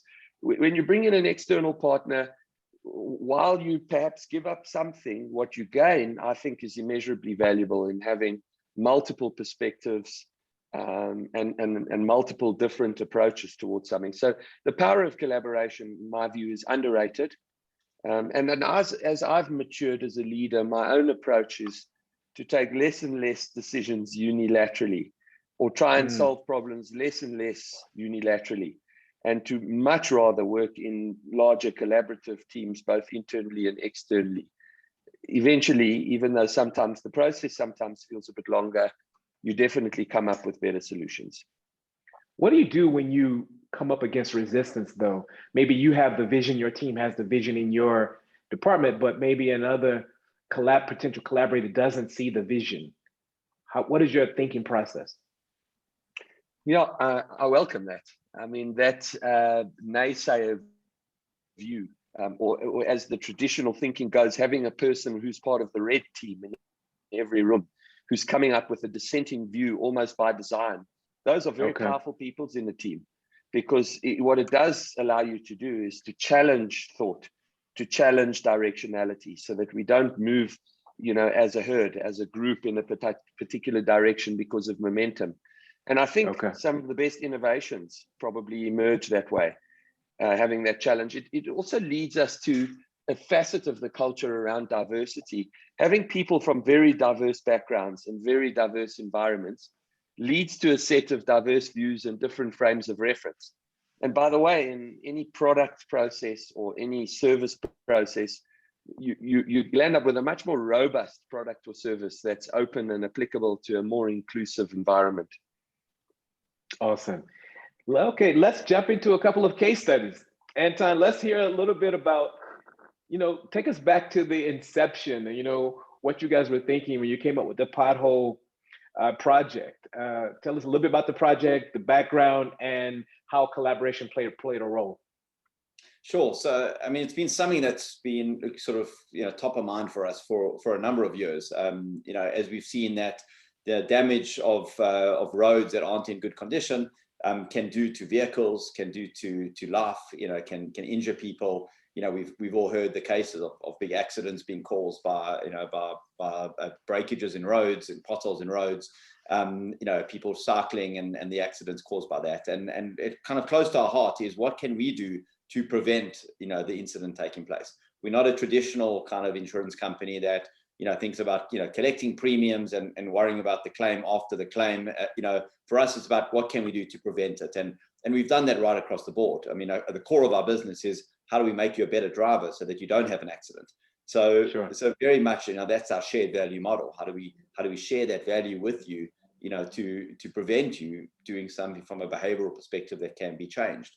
And over the years, we've seen, you know, the infrastructure deteriorating, largely as a result of, you know, more cars on the road, more money being required to fix it, you know, worsening weather conditions. And then you throw COVID into the mix, and you've got a recipe for a really poor kind of infrastructural result. So we've been talking actually a number of months about what can we do to solve this problem. How do we get involved? And then, you know, kind of through collaboration, through someone that we know, and in discussion and, you know, collaboration and discussions with the JRA, this opportunity came about where we could play a role in actually really adding value to society by fixing the roads in Johannesburg, as a start, potentially looking sort of, broader, once we had Johannesburg under control. But just given the sheer size of the Johannesburg road infrastructure, it's a lot to tackle. So it happened quite quickly. We met relevant people from the city of Joburg, some exceptional people, really trying to do a job in terms of fixing the infrastructure, but just huge amount of money being required. And the challenges on the city, a developing city like Johannesburg, are so broad that there's just not enough money ultimately to go into the roads. So the opportunity for us to use our data, use our expertise, and financial ability to help fix the roads became evident. We then approached one of our competitors, which is quite unusual in any industry, kind of approaching a competitor to kind of work together. But we approached Dull Direct, who's a company that had an interest in this space, many years ago. A company that we know well. We collaborate with them in parts of our business, and we reached out to them to say, working together we can do more. You have expertise, we have expertise. We can put our money together and we can fix more potholes. Let's do it together. And really, sort of one thing led to another. We launched the initiative, at the beginning of May. It's early days, but on a daily basis, we're fixing a huge number of potholes. Some of them I wouldn't even call them potholes. I think they're more like craters. But we're fixing the roads and we're making a difference in many neighborhoods. And we've had some incredible feedback from our customers, from residents of Johannesburg that aren't our customers. Who are saying the roads are looking better in those particular areas that we've come to. Obviously, people want us to get to all the areas tomorrow. We can't do that. It will take time until we cover the full extent of a big city like Johannesburg. But we're working really, really hard to make a difference there. Thank you. Was there any pushback when you strategically put out that you're going to work with your competition? No, a little bit of, in the beginning, is it the right, the blend of brands, and, we thought about it and we came to the conclusion quite quickly that there was a like-mindedness between the two brands. The brands would work well together. Sometimes, two competitors coming together to do something for the benefit of everyone just makes so much sense. So I don't think there was. I think there was a good realization that this partnership could really, really work, and it's been proven to be exceptional. What they bring to the table, what we bring to the table, just complements each other, and we're doing so much more together by having this partnership. I have to thank you. I mean, some people think I'm a little bit crazy because I often drive, when I'm not driving my car and there's a lot of traffic, I'll jump on a little Vespa that I have, and people are like, "You're driving a Vespa in Johannesburg? What is wrong with you?" And I'm like, guys, traffic is crazy. But once I got caught in the rain and I hit a pothole, and a car behind me, because it jerked a bit and I turned to the side and the car almost hit me. So I personally want to say thank you for the work you guys are doing with this pothole thing. For a lot of people, they may not understand just how serious it is, but for us little scooters, it really does mean a lot. I'm going to come back to you in a moment, Anton. I want to ask you a couple questions about the Safe Travel to School program, but I want to come to Ryan because, I just returned. My family is from the East Coast in America, from North Carolina, right outside of Chapel Hill. And we were talking a bit with my father about the vaccine rollout and how they got the military involved and how big of an organizational challenge and really just overwhelming, unprecedented type of challenge, because there was just no precedent for it. I'd like to talk a little bit about the vaccine rollout and just the magnitude of it, and just, what has your experience been, and more importantly, how has collaboration played a role in your thinking? Yeah, your insight is interesting because, the average person who looks in at the vaccine program says, how complicated can it be? Take the medicine, draw it up in a syringe, put it in people's arms, and then next and next and next. But actually behind it is an inordinate amount of supply chain management, human resource planning, scheduling, so that you can not have the whole country descend on one site instantaneously and create a super spreader event. In our context, we believe that you know, the way people feel when they have the vaccination is very important. And so some of these service elements and the feeling of getting your vaccination, very importantly, education and awareness. There's sadly misinformation all over the place about vaccination, almost all of which is just nonsense. And so education is a big part of this. So it is indeed, as you pointed out, incredibly complex. In South Africa, we haven't got our military involved, but what we do have is a massive collaboration between the private sector and business through a vehicle called B4SA, or Business for SA. The Department of Health, on the one hand, who in our government is the agency mandated, obviously, to oversee the vaccine rollout, and then the entire private sector. And the nature of the collaboration is the likes of which I've never seen before. And frankly, if you'd asked me 2 years ago, do you think you'd be sitting around a table with your competitors planning a joint initiative to deliver healthcare to all South Africans? I would have said, not on your life. This is a highly competitive industry. We fight for every single bit of real estate in this industry.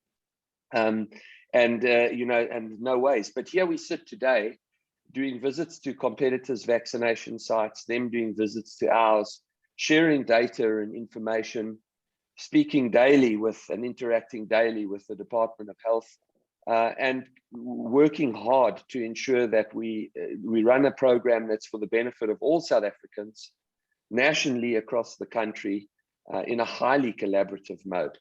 The interesting thing about COVID vaccination is that vaccinating small pockets and small groups of people, which is typically the mode that commercial entities work in, that doesn't work. You need herd immunity. That effectively just means population level immunity, which means you need everybody to be immunized to protect individuals in the community. So by its very definition, this vaccination program requires deep collaboration across the entire spectrum of South Africa. And if we don't do that, we'll fail. Wow. Anton, before I come back to you, Ryan, I just want to ask you, how has the level of meaning in the work that you're doing at the moment as CEO? Because sometimes people see executive leadership at your level as, you know, very kind of clinical. Tell us a little bit about the emotional journey you've been on as you've been working on something that means so much to this country and to the world. It's funny that you use the word clinical when you're talking to a doctor, because I think when you used it, your terminology was meant to imply cold and austere and almost bureaucratic. But let me answer you on two levels. Firstly, on a personal level, just as Ryan speaking to you today, Timothy, it's been incredibly uplifting. You know, I am a medical doctor by profession. It's been years since I've been involved in direct patient contact. But walking through our vaccination site, talking to the people receiving the vaccines, particularly through this phase of the vaccination, which has been the elderly, people over 60 years old, on a personal level, it's made me feel like I'm back in the wards. You can see people healing in front of you, healing in inverted commas. I mean that, you know, in an esoteric sense. You know, the elderly have been on such a journey, many of them at extremely high risk of severe manifestations of COVID-19, have been isolated for an extended period of time. And here they are now in a public space being vaccinated, feeling like they have an extra layer of protection. And hopefully this ultimately leads to some normalization of their lives, less isolation and less loneliness. On a personal level, that's been unbelievable. At a company level, it's been equally uplifting. An interesting insight that one of my colleagues came up with, it wasn't my thinking, it was his, is, you know, as a health insurer, we don't often get to interact directly with all of our members, especially the healthy ones. We get to interact through call centers or through claims processes electronically with a small proportion of our members, generally the ones that are only the unhealthy ones. And what this vaccination program has done is changed the game there. I mean, all of a sudden, we've got healthy people coming into the vaccination centers, experiencing our hospitality, experiencing our brand, we've really delivered excellence in the way that the journey has worked. And we've got those vaccines to them as hastily as we've been able to. And that, I think that customer interface has been radical for Discovery. It's been just the most enjoyable experience to actually meet our members and engage with them and be able to deliver this real positivity to them outside of our usual business construct. So I think on an emotional level, to answer your question directly, those are the emotional bits that have had so much meaning.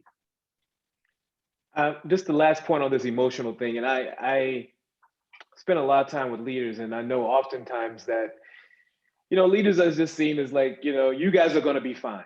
You're supposed to be worried about everyone else. But let me just ask you, when you're out there on the front line and vulnerable, let's be quite blunt, you're out there, COVID numbers are rising, how did you deal mentally and emotionally from a leadership perspective? Because I think that there are a lot of leaders on these calls.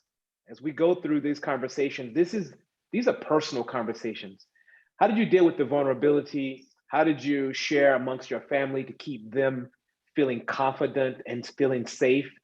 Just kind of open up a little bit, if you don't mind, about how you navigated that space in your own mind and heart.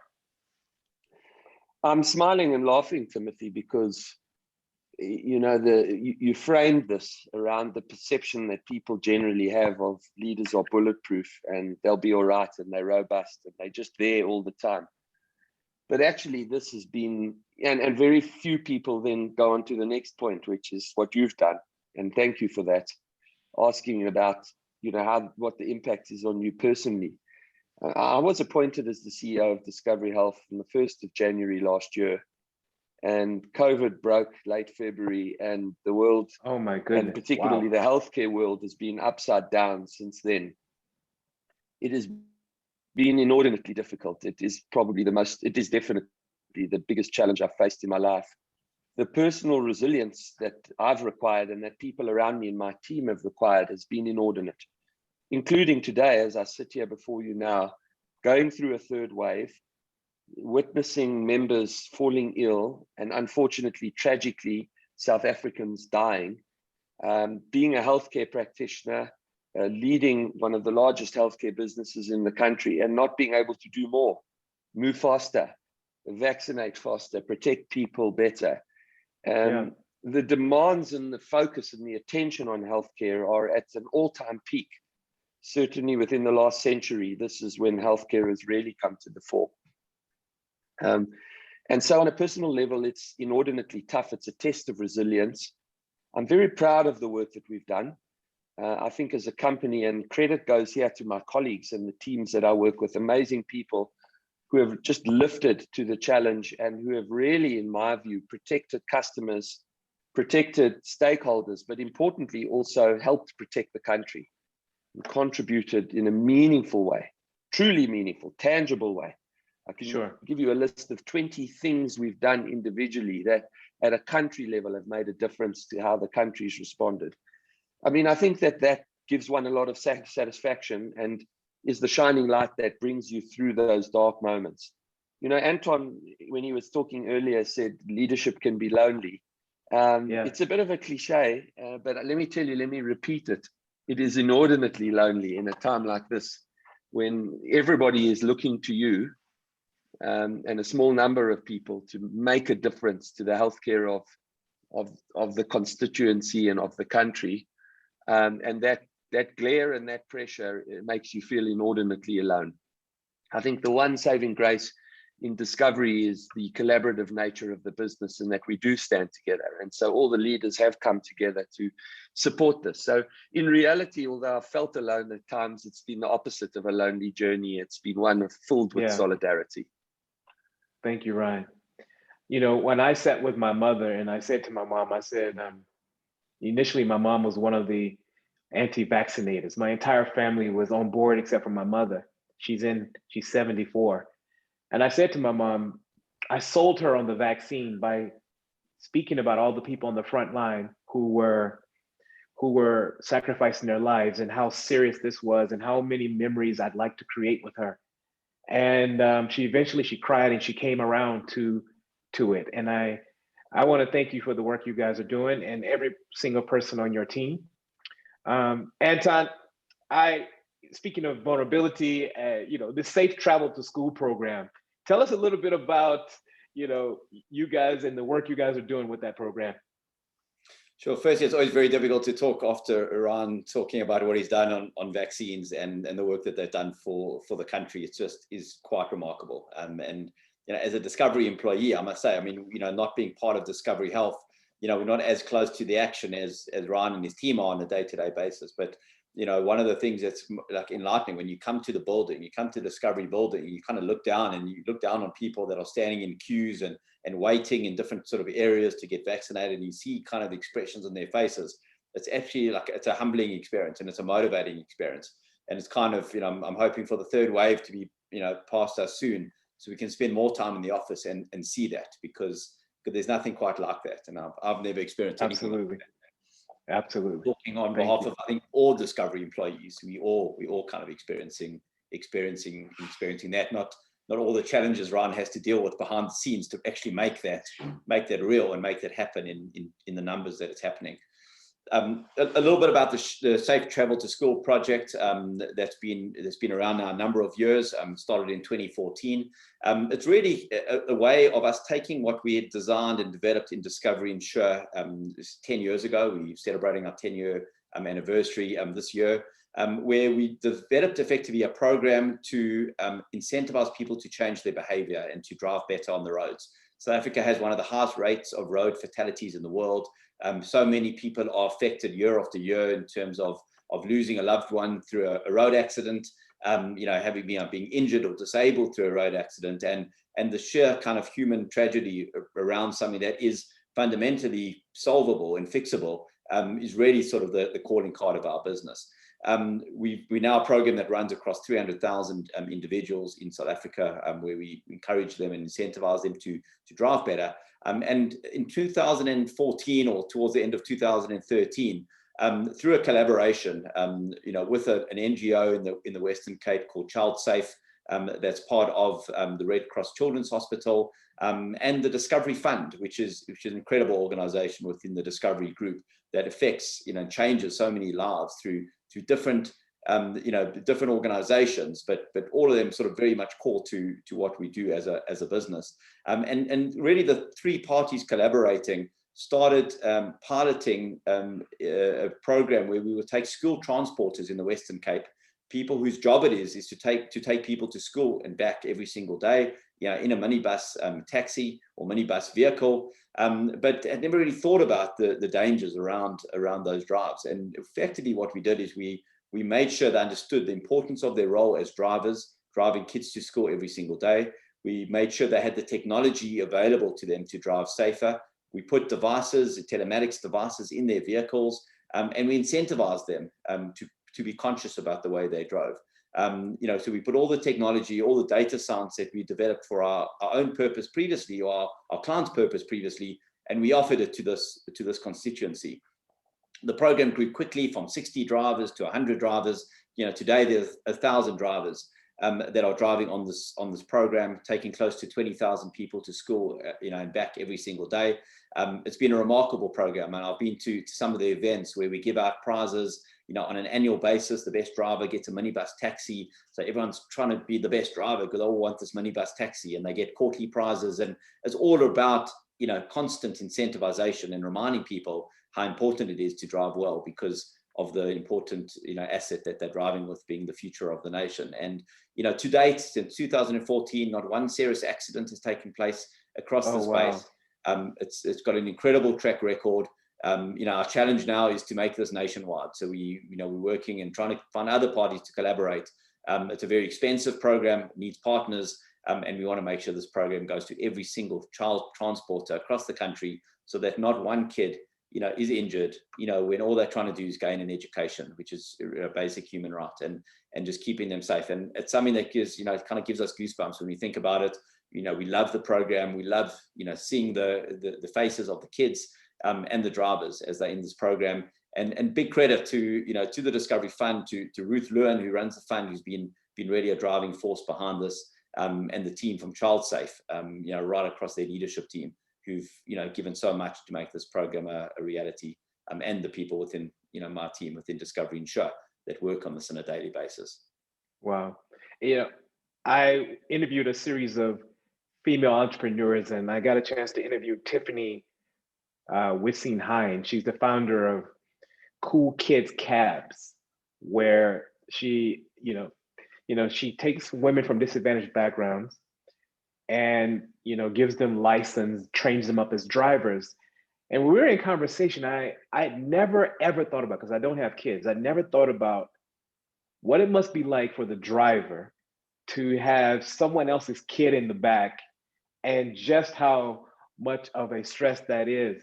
And, when you think about the various ways to get a kid to school and back, that journey is something that's incredible. And Tiffany was just unpacking, what it means to have a safe driving record and no accidents. So that is a huge, huge, huge thing that I want to celebrate you guys on. And, I want to ask you the same thing that I asked, and what I asked Ryan earlier, is how do you navigate your own sort of personal challenges, your own personal doubts and fears, and when you have to shoulder the burden of something or a project that means so much to so many people?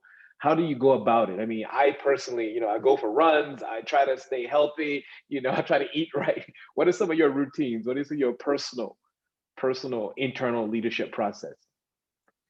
I mean, I think all those things are important. I mean, health and fitness, taking the time to go for a run and not kind of focus on work while you're running. I find that important. So, it could be a podcast I'll be listening to, or something that's kind of non-work related, but, interesting and kind of expanding the mind. So, I find that very, very important.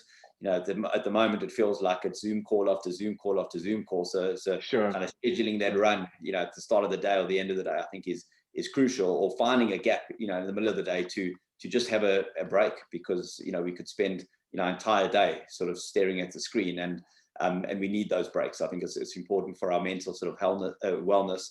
For me, it's about spending time with my family. That's kind of my leisure time. I've got three boys, kind of getting older and older, and, spending crucial time with them while they're growing up. Before they kind of go off and leave the home and do their own thing is just important time. And similarly with my wife, just spending time with her, who's, been one of my kind of mentors and supporters and advisors over years, just always willing to listen and kind of, keep you kind of grounded a little bit in terms of, don't be too emotional, and, let's, think about it in a different way. And it's important to have those people in your life that you can spend their time with. I think just you need a detox. You need a detox from work. You need to do different things, and everyone has their own, whether it's reading a book, whether it's watching Netflix. I think we all spend a lot of time watching Netflix. I saw a nice payoff line saying, "I'm now finished Netflix. What's next?" It kind of feels like that sometimes. But you need that de-stress. You need to do something different. And I think when you come back, your mind is so much clearer. It's probably, it gets cluttered after too much time kind of working on a problem. Take time out, and the problem becomes a lot clearer. And very often it's the physical kind of exercise that helps create that. Thank you, Ryan. We have a question from Christine. She says she wants to know how to go about starting with vaccination in the farming community. The waiting for a permit, no feedback from DOH, the Saracora Hospital coming to the clinic as an outreach team, but the head Spruit community are on their case. What are your thoughts about this? The intention from the Department of Health is ultimately to ramp up the number of vaccination sites to about 3,000 around the country. I think from the best of my understanding, when I last heard, we were at about 700. So there's intent to have, 4 times or more the number of sites that are running at the moment. The main constraining factor has been the availability of stock. This is a global issue about vaccine stock availability, but enough has been procured for the country, but it's coming in tranches heading towards the end of the year. And so it doesn't help to open sites everywhere until there's stock to supply all of those sites. And the Department of Health is in control of this. There is an accreditation process for every vaccination site that's being run by the Pharmacy Council. That's important because you do want to make sure that the cold chain is protected, that there's proper pharmaceutical oversight, so that the vaccines that are administered are working and have been properly administered and properly looked after. And these are a precious commodity, of course. So the intent is to reach every corner of the country. The focus at the start has been the metropolitan areas, but I know that the Department of Health's plan to get to the more outlying areas is unfolding as more stock becomes available. I think the only advice I can give now is sustain the pressure, keep the heat up, keep working at it. For those people who are over 50, who are now eligible for vaccination, who may be living in Hoedspruit, I would urge that you go to the nearest appropriate center. I'm not sure where the nearest center is where they are giving vaccinations, and make sure you get your vaccines. All right, I got another question here from Ilza. She wants to know, how do we vaccinate homeless that do not have ID documents? Well, the strategy is to vaccinate everyone. And there is a plan to accommodate people who have no ID documents. For example, foreigners living in South Africa who don't have their own ID documents but are permanent residents, they can be accommodated too. So anybody and everybody who's in South Africa should be accommodated. At the moment, the approach is, invite and let them come. I'm sure once the centers empty out and the flow of people stops, there'll be then outreach programs to go and find people who aren't vaccinated, like perhaps the homeless may be in those groups, and to actively vaccinate them. I'm hoping to see very proactive action in this space. Awesome. Ryan, I want to know, just in terms of when you are tasked or you have to collaborate with someone where the values are not at the same level, how do you gear your team to be able to deal with an organization that perhaps doesn't have the same intensity or strength and robustness of values? There needs to be a sense of empathy and understanding. And I think that's inherent in the mutual respect required in any collaboration. We often find that we collaborate with an external third party where there is not an alignment of values between us and them. I think what one needs to do is not judge, maintain deep respect, have empathy that their circumstances may be different to yours, and there may be a very clear rationale for their different approach. Find areas of strength and work hard on the areas of strength together, and try and mitigate those areas of conflict with a very clear strategy and approach to understanding how you work around those and park those so that they don't interfere in the ultimate outcome of the collaboration. Wow. It does sometimes require some patience, Timothy, in my experience, and to be honest. And I'm sure other collaborators who work with us may feel the same way and may get frustrated with us at times. It does require some patience and understanding to ultimately get to the finish line. Yeah. And Leona wants to know, what about creche teachers? At what point on the schedule will they be accommodated? To the best of my understanding, they will be accommodated in the age segments by the Department of Health. I should qualify that we're not in control of this prioritization process. It is tightly held and tightly controlled by the Department of Health. They're advised by a very competent Ministerial Advisory Committee, although the MAC, the Ministerial Advisory Committee, isn't making the final decision. That is made by the Department of Health. And so we have to follow their prioritization approach. So I would imagine creche teachers who probably between the ages of 20 and 40 in the main, 20 and 50, they're not eligible at the moment, because at the moment it's only 50-year-olds and up. They'll be eligible when the next age groups open up.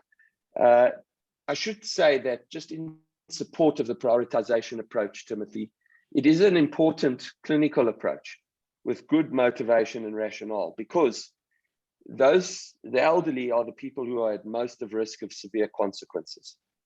And the best way to protect the healthcare system, and ultimately, therefore, to protect all of us, is to first save the lives and protect the people who become the most ill from COVID-19. And so the prioritization of the elderly first is entirely appropriate in our view. Equally important, we think, is to get vaccines to those people living with chronic illness, because they are equally susceptible to severe complications. There's some complexity in doing that at a country level, because it's hard to prove who has a chronic illness and who doesn't at a country level. Clearly, for our own customers, we know exactly who has a chronic illness, and we'll do everything in our power to prioritize them. Sure. I'm going to come back to you in a moment, Ryan. We've got a question about, the need to create collaborations around communication, and to make the communication around vaccine rollout a bit more thorough. I want you to answer that when I come back to you. Anton, in this disruptive nature of, this highly disruptive environment that COVID has created, what are some of the things you've learned that you've taken away? I mean, as we start to wrap up this conversation, this entire mentorship thing, we've talked about everything from digital migration, the human touch, harnessing human potential. And, a lot of people have been sharing that there have been a lot of explosive insights that have come from this space. And for me personally, I have just sort of seen the power of digital with my own kind of personal podcast and how people are, digesting content very differently. What are some of the things that you've learned in this disruptive space, either around collaboration or just any sort of leadership insights? I mean, one thing that's been kind of turned on its head is kind of this ability to work in remote places, kind of work from home. If you had asked me, before COVID, can you have a workplace working from home at all? I would have said absolutely no ways. You need people in the office. We all have to be together. I know Ryan had in his business unit had a number of people kind of working from home, and I wasn't pro that idea. I just didn't believe it kind of could work.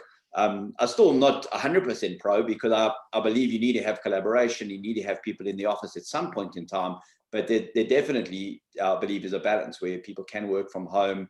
You can have people working in remote places, still being part of the team, because technology has shown to be incredibly effective when it comes to that. And, we would not have believed that we could have taken, 1,000 people call center, 7,000, calls a day and run it all from home.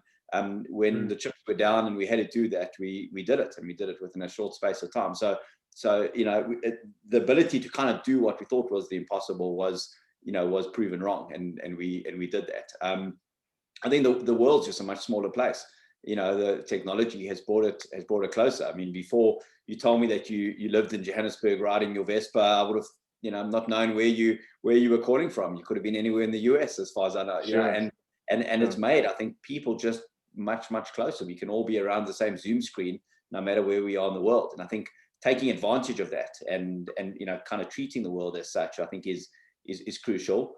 And then I think certainly we all appreciate the things that we now miss.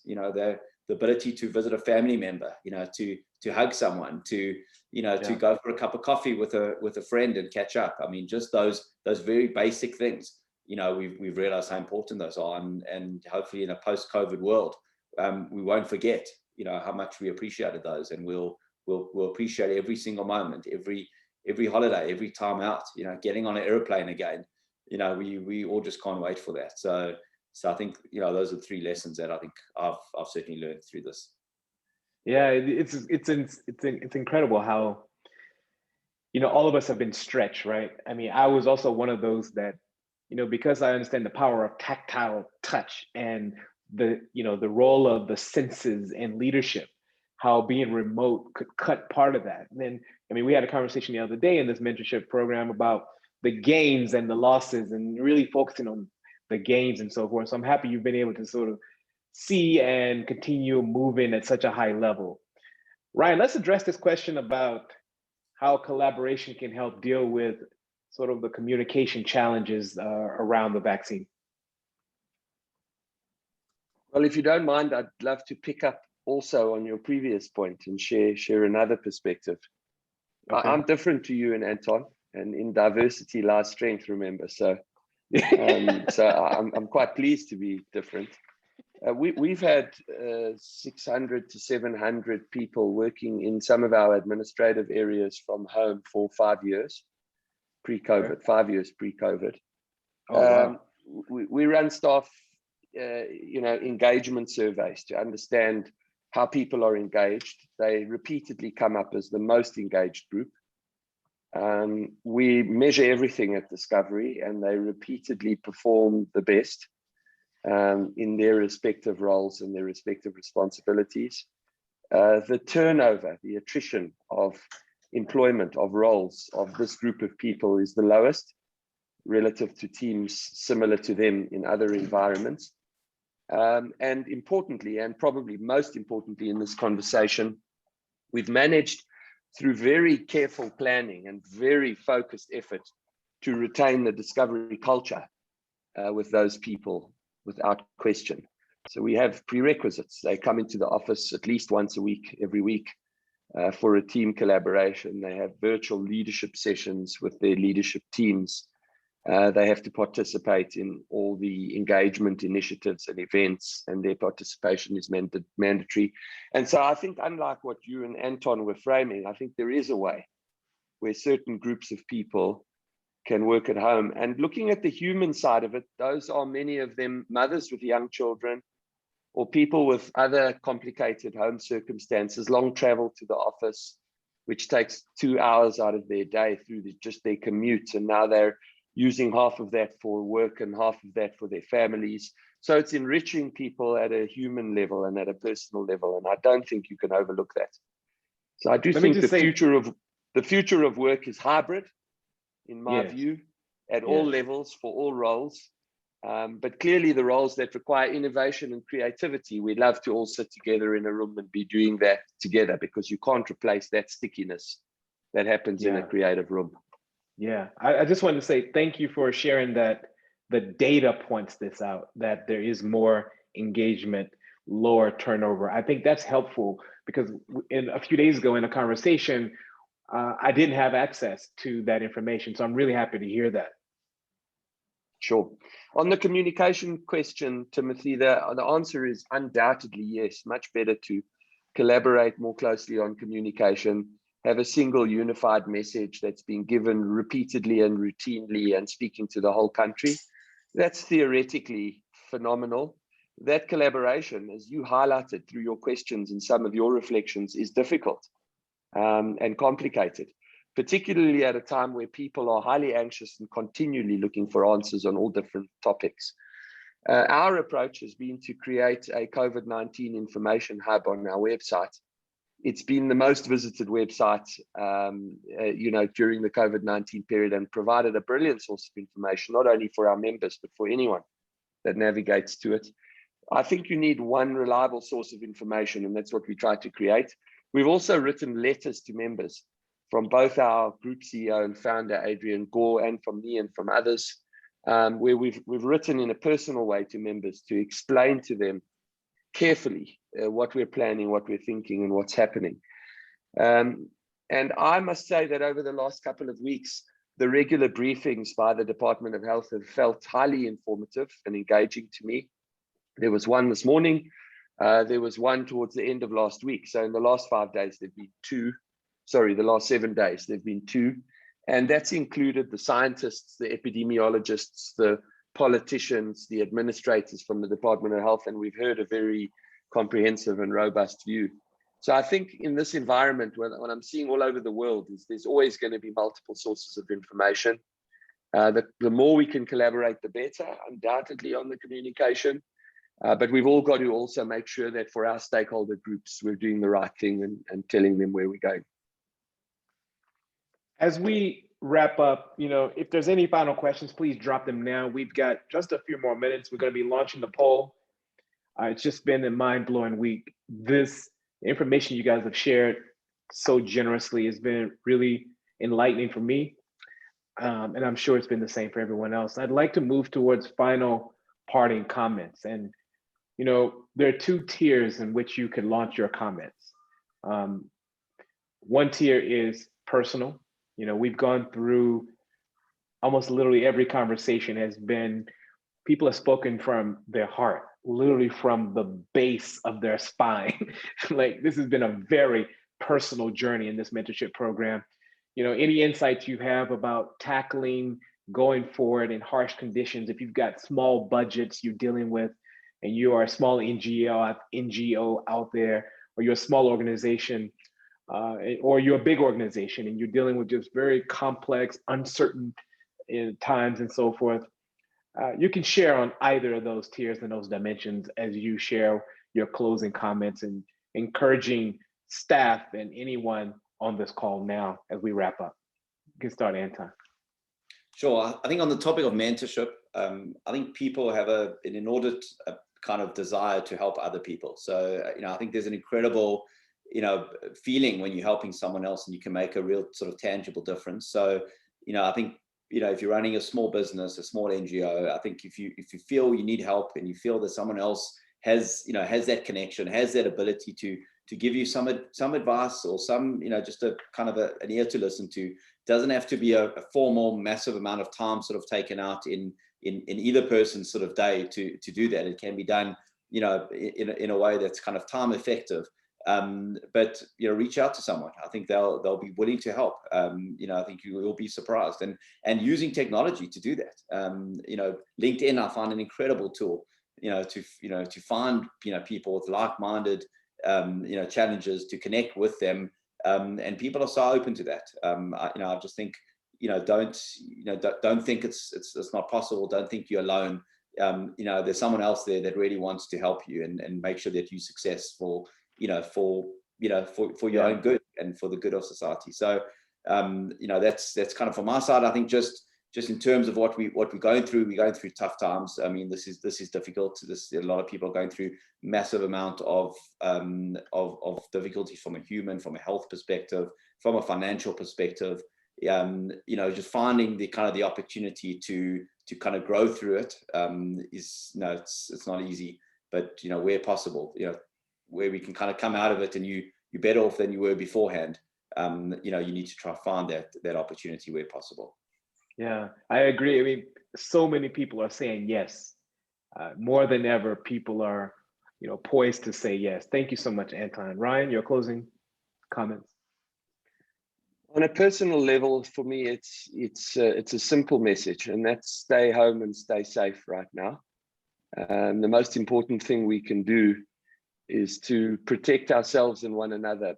COVID is spread by human to human, person to person contact. And I would urge that everyone stick strictly and prudently to the guidelines of wearing a mask, being outdoors in well-ventilated places, or being home and safe in a family unit.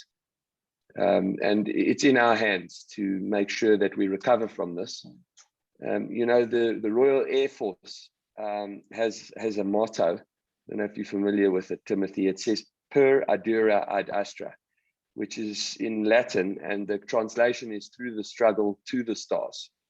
And wow. I believe we're in a phase, and we should show resilience and determination through this phase, through the struggle, because the stars do lie ahead. I think there's clear air and light ahead, and we will get to that point. So on a personal level, hold on and maintain these prudent behaviors. On a professional level, I would say actually this is a great opportunity for everyone.